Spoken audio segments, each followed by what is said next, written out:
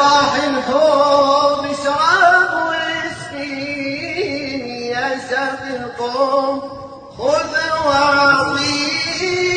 براح الحوض اشرب واسقيني يا ساقي القوم خذ واعطيني. حسن المحبوب تجلى عين. هذا مجلس ذكر صوفي. ما قصة الخمر عند الصوفية وما قصة الكأس؟ الخمر يطلقونها على الذات العلية قبل التجلي وعلى الأسرار القائمة بالأشياء بعد التجلي، فيقولون الخمر الأزلية تجلت بكذا ومن صفاتها كذا وقامت بها الأشياء تسترا على سر الربوبية، وإنما سموها خمرية لأنها إذا تجلت للقلوب غابت عن حسها كما تغيب بالخمر الحسية.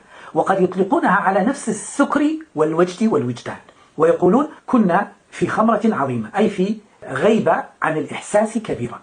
أما الكأس عند الصوفية هو كناية عن سطوع نور التجلي على القلوب عند هيجان المحبة، فتدخل عليها حلاوة الوجد حتى تغيب، وذلك عند سماع أو ذكر أو مذاكرة. هذا معنى. وقيل الكأس هو قلب الشيخ، يعني قلوب الشيوخ العارفين هي كؤوس لهذه الخمرة يسقونها لمن صحبهم وأحبهم.